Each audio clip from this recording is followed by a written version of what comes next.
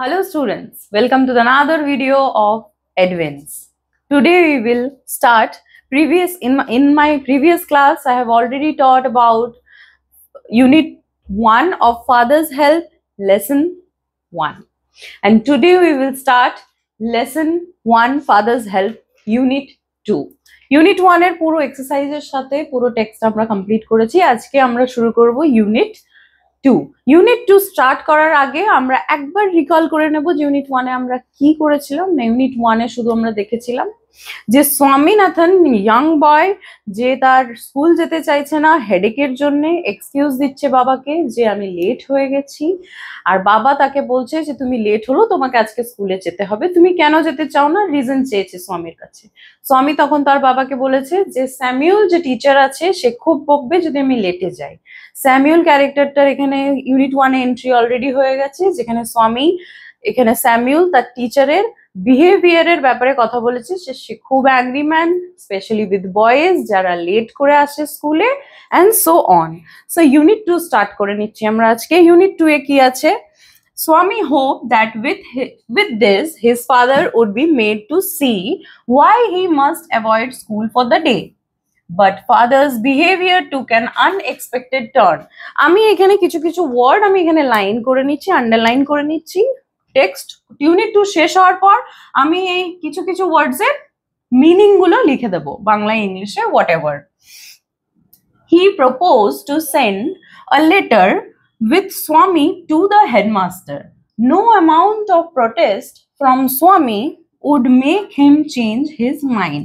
So এই প্যারাটাতে আমরা কি বলছি, ইউনিট 1 শেষ হয়ে গেছে। ইউনিট 2 এর এই ফার্স্ট প্যারাতে এখানে স্বামী দেখলো যে বাবাকে এইভাবে দেখানো যেতে পারে যে কিভাবে স্কুলটাকে অ্যাভয়েড করা যেতে পারে, কিন্তু বাবার এই বিহেভিয়ার আচরণ একটা আনএক্সপেক্টেড টার্ন নিল হঠাৎ করে, যে আচানক হট করে অন্য কিছু একটা টার্ন নিয়ে নিল। বাবা এতক্ষণ বলছিল তোকে যেতেই হবে, হঠাৎ করে বাবা একটা অন্য চিন্তাধারা নিয়ে চলে এলো। হি propose to send a letter, বাবা বলে উঠলো যে আমি একটা লেটার পাঠাবো, কাকে? হেডমাস্টারকে। ব্যাস, স্বামী তো এবারে ভয়ে। এইবারে এখানে লাস্ট লাইনে এখানে বলছে প্রোটেস্ট মানে কি? প্রোটেস্ট মানে প্রতিবাদ। কোন রকম প্রতিবাদী কিন্তু স্বামীর যদি কোনো রকমই প্রতিবাদ করে স্বামী যে লেটারটা পাঠিও না বাবা, এমনি এই আমি এমনি বলেছিলাম স্যামুয়েলের ব্যাপারে, তো কোনো রকমই প্রতিবাদ কিন্তু কনসিডার করবে না তার বাবা, কারণ তার বাবা এত স্ট্রিক্ট, যেটা ইউনিট 1 আমরা পড়েছিলাম। বাবার মাইন্ড চেঞ্জ কিছুতেই স্বামী করতে পারবে না, তার কোনো রকম প্রতিবাদী করতে পারবে না। Next, by the time Swami was ready to leave for school, fathers had composed a long letter to the headmaster and he put it in an envelope and sealed it.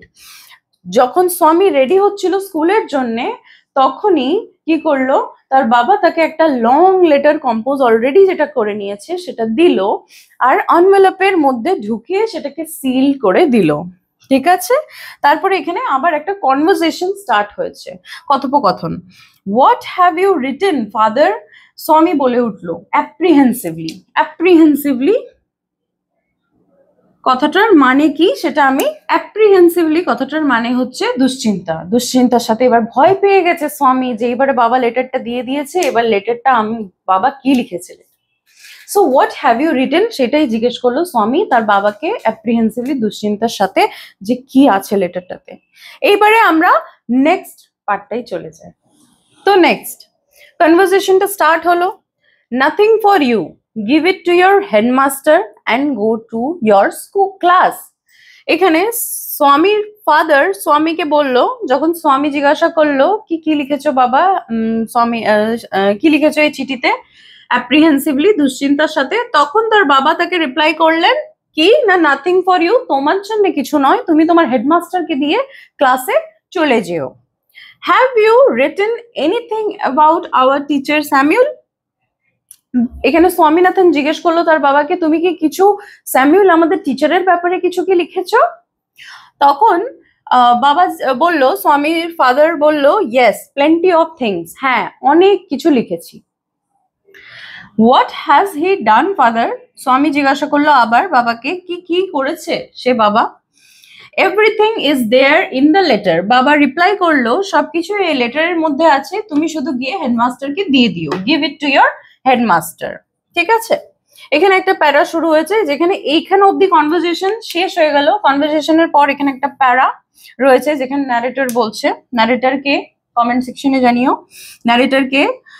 Swami went to school feeling that he was the worst boy on earth, মানে হলো নিকৃষ্টতম ছেলে, সে তাকে এতটাই নিচে মনে করলো।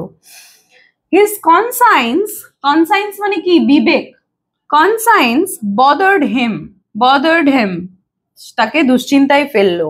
He wasn't, এখানে দেখো wasn't অ্যাপোস্ট্রফি টি আছে, এখানে was not বলবো না, wasn't বলবো। ঠিক আছে, wasn't, হ্যাঁ, এখানে যদি এই wasn't ও was not ভেবে লেখা থাকতো তাহলে was not বলতাম। এখানে যেহেতু এটা wasn't বলে লেখা আছে তাই আমরা এটা wasn't বলবো। ঠিক আছে, দুটোর উচ্চারণ কিন্তু আলাদা, হ্যাঁ। সো ঠিকভাবে আমরা প্রনাউন্সিয়েশনটা করব। সো কন্টিনিউ করেছি। Wasn't at all sure if his description of Samuel had been accurate, সঠিক কিনা। He felt he mixed up the real and the imagined. So এখানে স্বামী went to school feeling that he was the worst boy, প্রথমে তো সে নিজেকে ছোট করলো, নিকৃষ্টতম ছেলে সে এই আর্থে, অ্যান্ড তার বিবেক তাকে দুশ্চিন্তায় ফেললো যে আদৌ যে ডেসক্রিপশন, যে স্যামুয়েলের ব্যাপারে যে ডেসক্রিপশন স্বামী তার বাবাকে দিয়েছে, যে স্যার এত বাজে, স্যার লেটে আসলে ছেলেদেরকে বকে, সে খুব রাগী একজন টিচার, হেডমাস্টার নিজেই নাকি স্যামুয়েল টিচারকে খুব ভয় পান।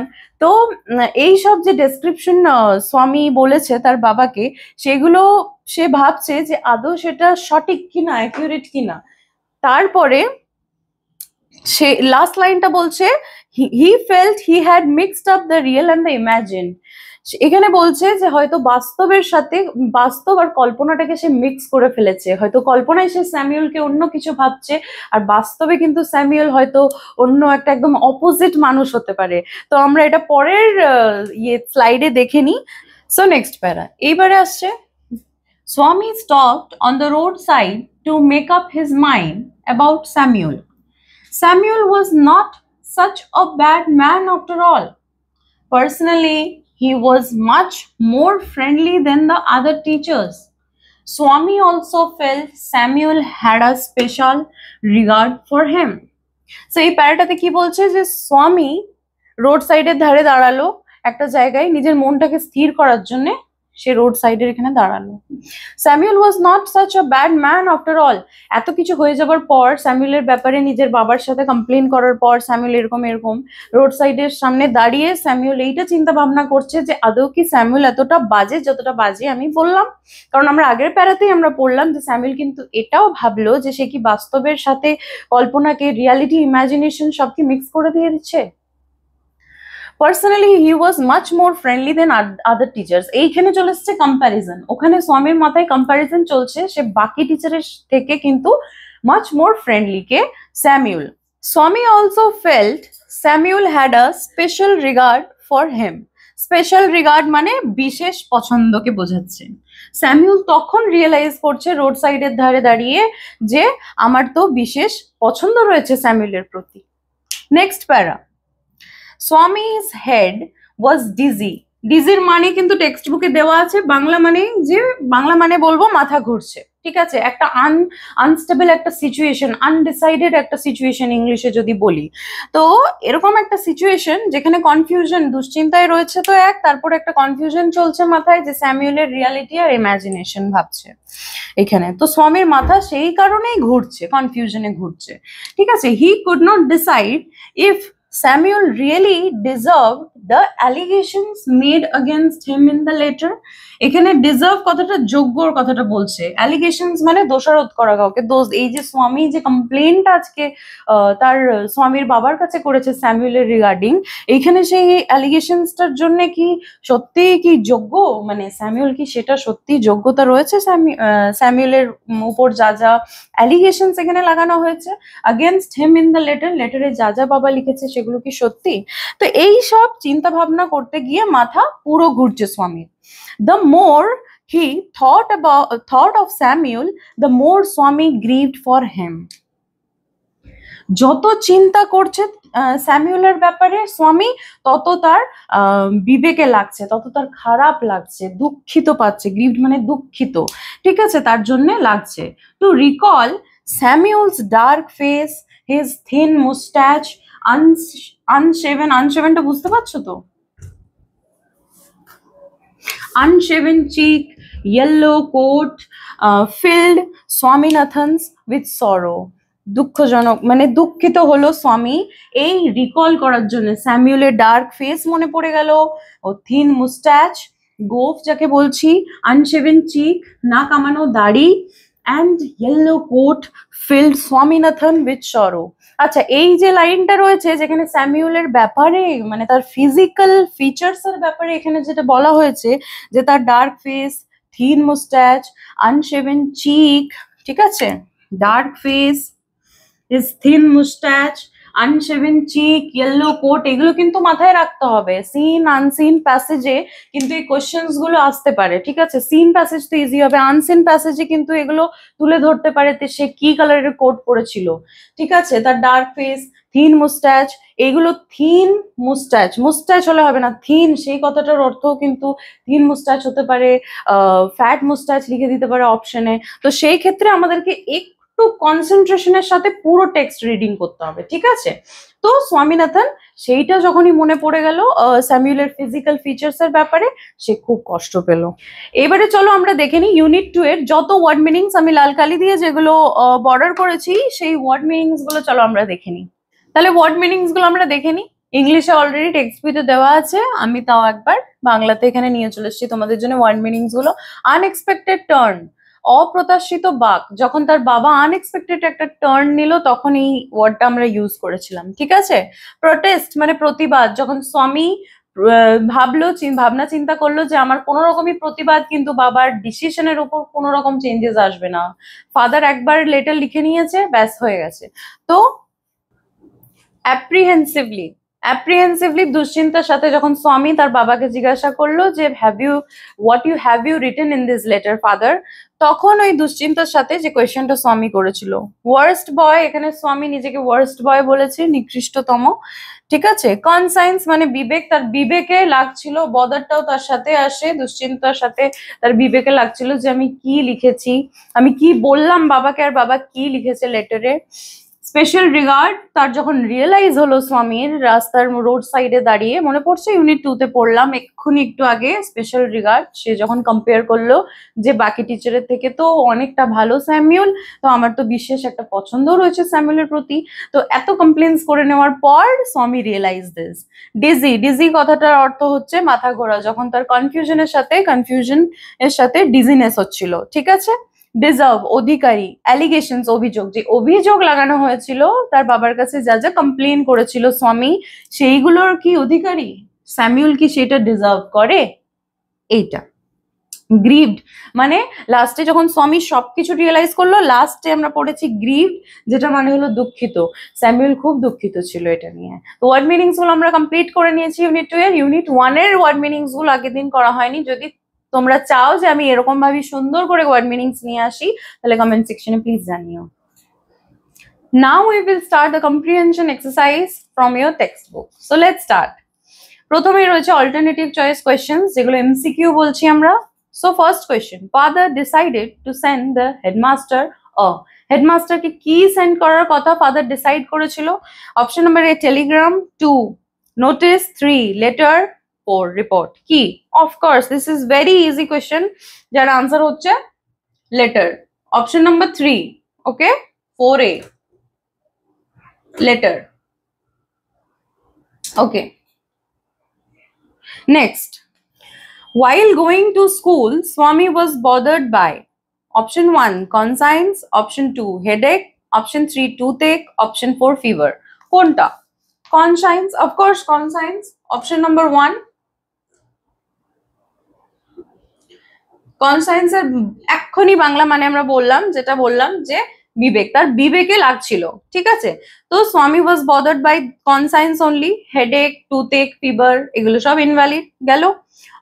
কোয়েশ্চেন নাম্বার 3 সি, সি যেটা বলছি, the colour of Samuel's coat was. আমি ইউনিট 2 টা একটুক্ষণ আগেই পড়তে বললাম যে কি ওয়ার্ডস গুলো আমরা মাথায় রাখবো। এখানে এক্সারসাইজেই তোমাদের কোয়েশ্চেন দিয়েছে যে স্যামুয়েলের কোটের কালার কি ছিল। তো সবকটা ফিজিক্যাল ফিচার্স আমি এই জন্য আন্ডারলাইন করেছিলাম। তো এখানে অপশন দেখে নেবো। Option 1 black, option 2 blue, option 3 white, option 4 yellow. কোনটা হবে? ইয়েলো। তাহলে 4 is our correct option, yellow. ঠিক আছে, এই গেল আমাদের অল্টারনেটিভ চয়েস কোয়েশ্চেন্স হলো। এইবার আমরা আসবো complete the following sentences with information from the text. Text বই থেকে যেই কমপ্লিট করতে বলেছে সেন্টেন্সেস গুলোকে। তো 5 এর এ কি আছে? Father's behaviour took an unexpected turn. Took an অব্দি দেওয়া আছে।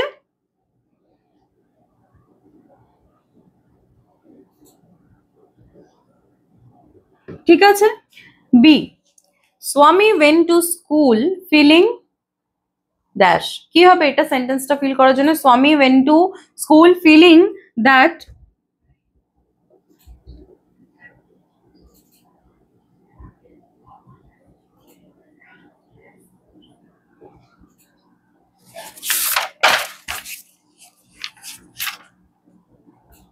worst boy on earth। সে নিজেকে ভাবছিল worst boy on earth। ঠিক আছে। নেক্সট কোয়েশ্চেন কি আছে? Swami stopped on the road side to, কি করার জন্য রোড সাইডে দাঁড়িয়ে ছিল? To make up his mind কার জন্য? About Samuel of course. এরকমও কোয়েশ্চেন্স আসতে পারে যেখানে অর্ধেক স্টেটমেন্ট দিয়ে দেওয়া হবে কোয়েশ্চেনে, বাকি স্টেটমেন্টটুকু আনসারে লিখতে হবে। ঠিক আছে, এইবারে আসবো কোয়েশ্চেন আনসারে। Answer the following questions. Where did father put the letter? কোথায় লেটারটা রেখেছিল father? Put it in a envelope and sealed it. এই পুরো সেন্টেন্সটা লিখবো। ঠিক আছে, কোথায় লিখেছিল? Father put the letter in an envelope and sealed it. পুরো স্টেটমেন্টটা কমপ্লিট করবো। Next question. তো 6 এর এ হলো। 6 এর বি কোয়েশ্চেন রয়েছে যে what did Swami fail to decide about Samuel? স্যামুয়েলের ব্যাপারে স্বামী কি ভাবতে ফেল করেছিল? এখানে পুরো সেন্টেন্সটা কমপ্লিট করব। স্বামী fail to decide that weather Samuel is deserving of those allegations or not. ঠিক আছে, সো এটাও হয়ে গেল, যেখানে বলবো স্বামী fail to decide if Samuel deserve the allegations. ঠিক আছে। Third question, last question. How did Samuel look? Samuel কিরকম দেখতে? তার ফিজিক্যাল স্ট্রাকচার কিন্তু আমি লাস্ট লাইনে বলে দিয়েছি। এইগুলো তোমরা নিজেরাই করবে যে স্যামুয়েলের ডার্ক ফেস রয়েছে, থিন মুস্টাচ রয়েছে, আর কি রয়েছে? আনশেভেন চিক। So এইগুলো লিখতে হবে। Yellow coat, okay, all these physical features you have to mention in this question, the last question, that is how did Samuel look? Okay, so that's all for today's class, my dear students. And if you have any questions regarding this unit 2, then you are free to ask in the comment section of our YouTube channel, and please follow our YouTube channel Edwins. And if you want to get more such informative videos like this, then please subscribe our YouTube channel The Edwins. And please follow our page, Facebook page, Edwins. And if you like this video, this Father's Help, and if you want to continue this chapter with me, then please share this video to all your friends. Thank you. Edwins, learn, grow, succeed.